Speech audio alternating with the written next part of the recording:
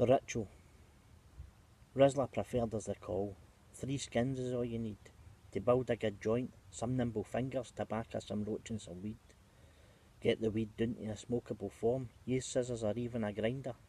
Roll up the skins, twist the end, then pack it all in with the bit off your lighter. Time after time I watch the process, so much care and attention. I've never seen focus like this, as they caress a spliff erection. Slim, straight, packed full of weed, the lighter allows to start toking.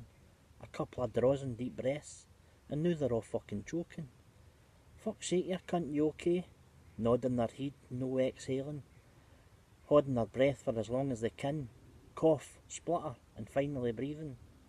I thought you fucking liked this.